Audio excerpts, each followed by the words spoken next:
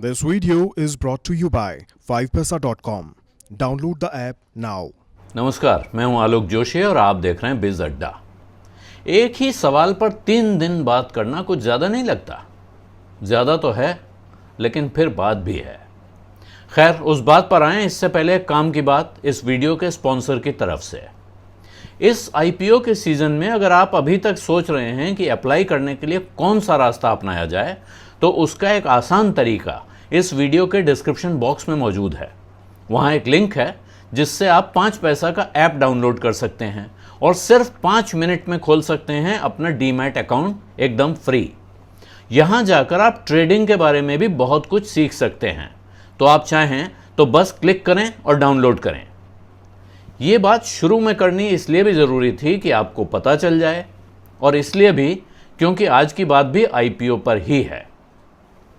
इस वक्त का सबसे चर्चित आईपीओ यानी जोमैटो का 9,375 करोड़ रुपए का इशू। इस पर 2 बार पहले बात कर चुके हैं, लेकिन आज तीसरी बार बात करने की सबसे बड़ी वजह तो यही है कि इशू कल खुल रहा है, और दूसरी ये कि सबसे ज़्यादा लोग इसके बारे में बात कर रहे हैं और ज़्यादातर लोग कंफ्यूज्ड हैं कि पैसा लगाएं या ना लगाएं।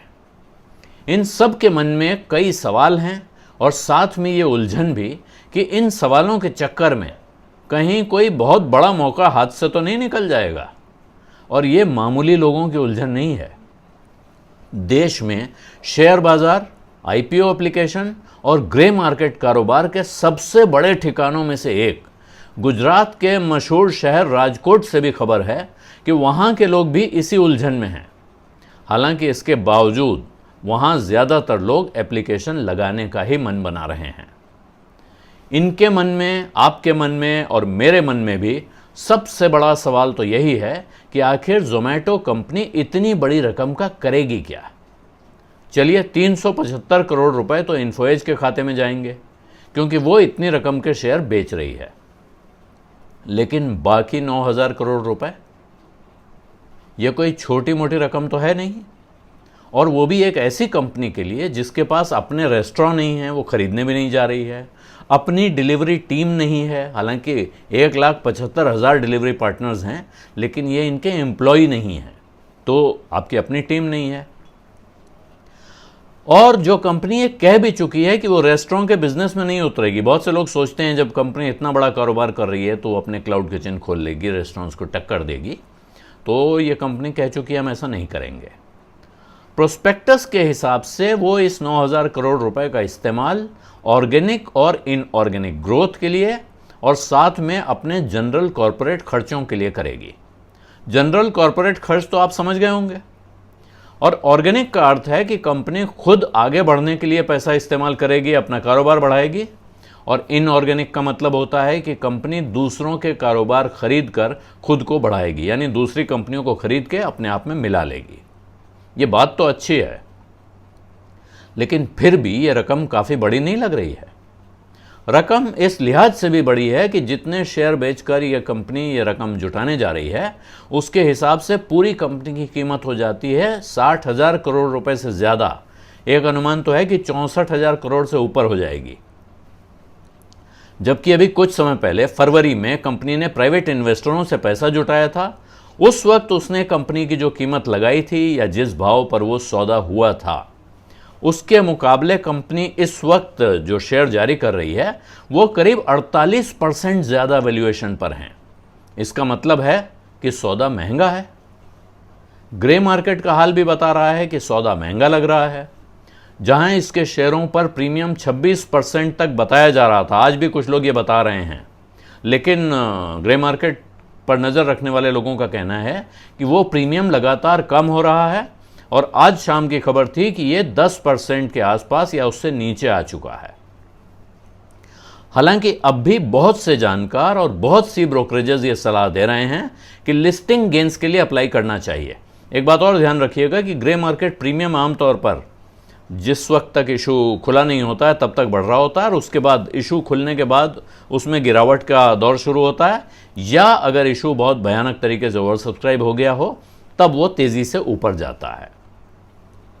लेकिन लिस्टिंग गेन्स जिसके लिए सलाह दी जा रही है कि आप अप्लाई करें, बहुत सारी ब्रोकरेजेस इस पर न्यूट्रल राय दे रही हैं, कुछ कह रही हैं मे अप्लाई, बहुत कम ब्रोकरेज हैं जो साफ साफ सब्सक्राइब कह रही हैं।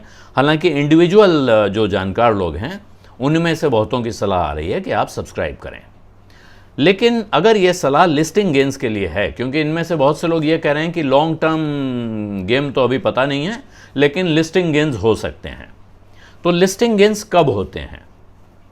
जब लिस्टिंग के बाद भी कंपनी में तेजी की गुंजाइश हो, आगे का कारोबार साफ दिखाई पड़ रहा हो और बहुत सारे लोग उसके शेयरों पर टूट पड़ने को तैयार हों, यानी जिन्हें इशू में आईपीओ में नहीं मिले वो चाहते हैं कि लिस्टिंग के दिन शेयर कब्जा कर लिए जाएं।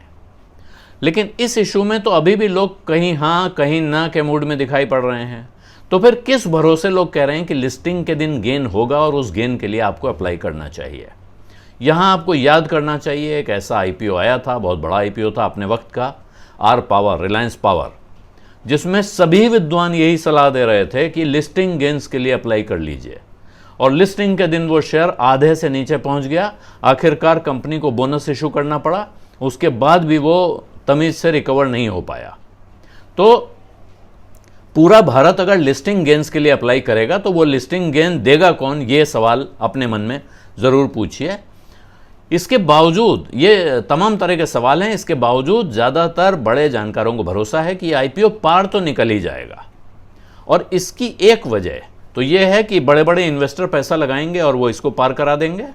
दूसरी वजह जोमेटो का मजबूत ब्रांड है। नई उम्र के बहुत सारे लोग जो पहली बार बाजार में आ रहे हैं वो सिर्फ इस बात से खुश होंगे कि हमने जोमेटो का शेयर खरीद लिया। और वो क्योंकि जोमेटो से उनका लेन देन रहता है, वो उसके साथ व्यापार व्यवहार करते हैं, तो उन्हें शायद समझ में आ रहा है कि ये कंपनी चमकेगी, आगे बढ़ेगी और इसके साथ जुड़े रहने में लाभ है। और बहुत सारे जानकार लोग जिनके मन में तमाम तरह की शंकाएं हैं, वो भी बावजूद उन शंकाओं के सिर्फ इसलिए अप्लाई करेंगे क्योंकि उनको लगता है कि ये एक नए किस्म का कारोबार है और हमारी समझ में ठीक से आ नहीं रहा है, इसमें कल न जाने कौन सा बड़ा चमत्कार हो जाए। तो इस मौके को जाने क्यों दें, थोड़ा पैसा इसमें लगा देते हैं, मान लीजिए बहुत अच्छा नहीं चलेगा तब भी ठीक है। और अगर कहीं अचानक कंपनी, जिसको शेयर बाजार की भाषा में कहते हैं फट पड़ी, यानी बहुत तेज़ हो गया, मल्टी बैगर हो गई, तो फिर जो आ जाए वही अच्छा है। तो ये चल रहा है जोमेटो के आईपीओ का हाल। इसी के साथ आज इजाज़त दीजिए। बिज़ अड्डा में इतना ही। आपको बिज़ अड्डा कैसा लग रहा है बताना मत भूलिए, कमेंट बॉक्स में ज़रूर लिखिए। धन्यवाद, नमस्कार।